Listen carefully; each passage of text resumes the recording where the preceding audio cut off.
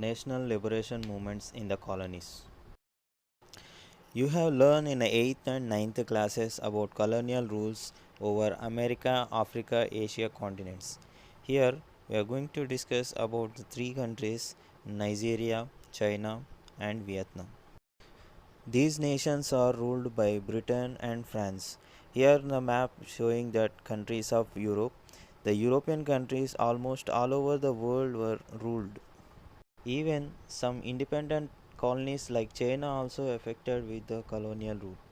So now we are going to discuss about China. In the 20th century, China have two different phases. In early 20th century, it was under control of Manchu dynasty. After overthrowing of Manchu dynasty in 1911, the republic was established under Sun Yat-sen. The Sun Yat-sen was regarded as the founder of modern China.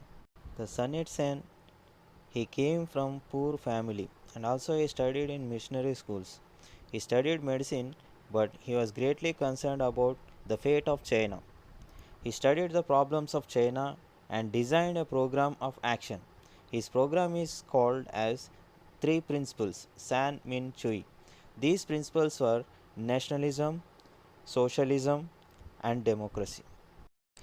The Republican government led by Sun Yat-sen was unable to come to power because the country was ruled and controlled by regional military powers called warlords.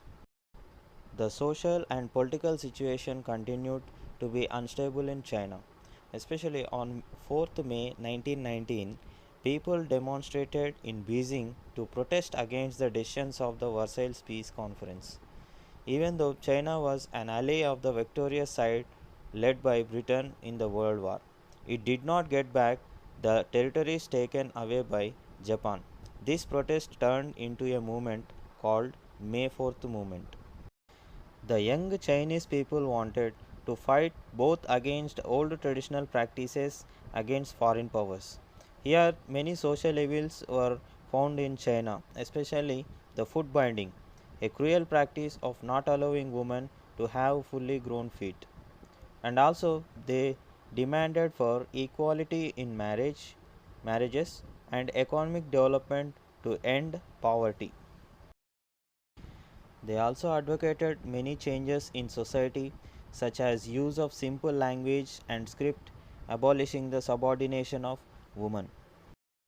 After the Republican Revolution, the country entered a period of great disturbance. The Kuomintang, a National People Party, also called Kuomintang (KMT), and Chinese Communist Party emerged as two major parties. Both the parties wanted to unite the country and bring stability. The KMT followed the political philosophy based on Sun Yat-sen ideas, and also they identified four great needs called clothing, food, housing, and transportation. After the death of the Sun, Chiang Kai-shek emerged as a leader of Kuomintang party, and he suppressed the warlords and eliminated the communists. The warlords were regional leaders who had forcefully taken control and authority. Chiang also wanted to militarize the nation. He said that people must develop a habit and instinct for unified behavior. Also, their view is to destroy the old world and build a new world for Chinese people. The KMT party's social base was in urban areas of China. Industrial growth was slow and limited at that time. Especially in 1919, the industrial working class of around 5 lakhs people had appeared in cities like Shanghai. These cities later became the center of modern growth. However, only a small percentage of these people were employed in modern industries, such as shipbuilding. Most were petty urbanites, Xiao Shimin, traders, and shopkeepers. Many universities and schools came up to help in the social and cultural change in China. Especially, Peking University was established in 1902. Chiang Kai shek was a conservative and he encouraged women to have the four virtues of chastity, appearance, speech, and work. He thought that woman's role should be limited to the household. He also tried to suppress the trade union movements to encourage factory owners.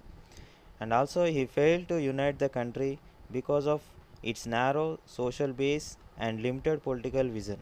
The Chiang Kai shek only tried to impose military orders rather than addressing the problems faced by the people. The rise of Communist Party of China. The CCP had been founded in 1921. The success of the Russian Revolution had a powerful influence around the world. Especially, the Lenin established Comintern in March 1918 to help bring together a world government that would end exploitation. The Comintern and the Soviet Union supported communist parties around the world. Among the leaders of CCP, Mao Zedong was emerged as a major CCP leader. He took different paths by basing his revolutionary program on the peasantry. He organized the Chinese peasants to fight for abolition of landlordism. Many peasants were joined in CCP, and also he got success made the CCP a powerful political party. Mao Zedong's radical approach can be seen in Jiangxi in the mountains, where they camped from 1928 to 1934 to secure from Kuomintang attacks. A strong peasants' council called Soviets were organized, and he had become aware of women's problems and supported the emergence of Rural Women's Association. He also promoted a new marriage law that forbade arranged marriages, stopped purchasing or sale of marriage contracts, and simplified divorce.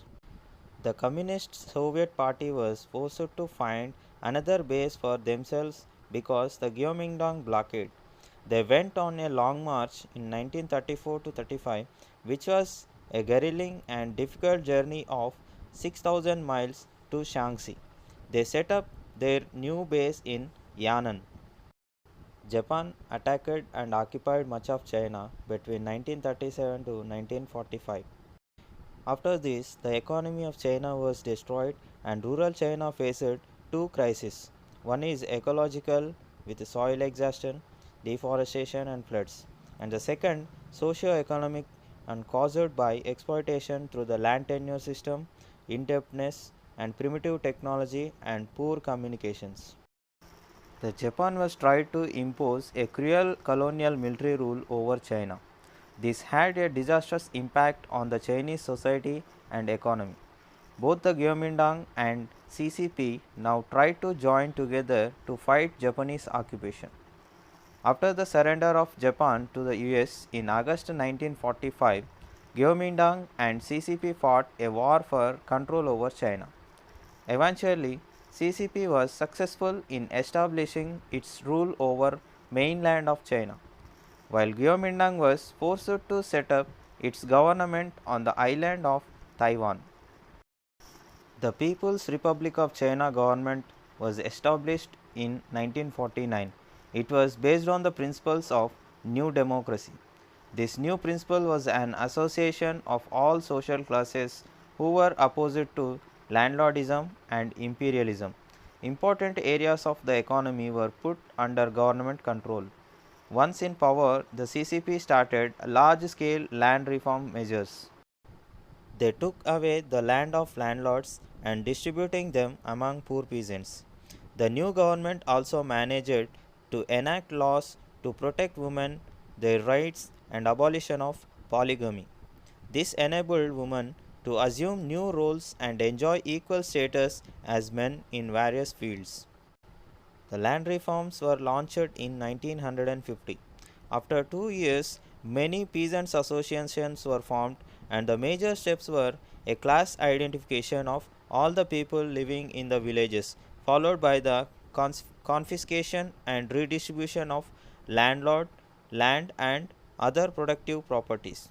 One of their main functions was to set up peasant associations and select activists from them for local leadership positions. The landlords were made to face public humiliation.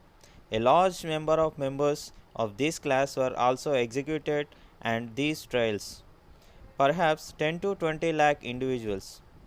As an economic reform program, about 43% of China's cultivated land was successfully redistributed to about 60% of rural population, even though the holdings of poor peasants substantially increased.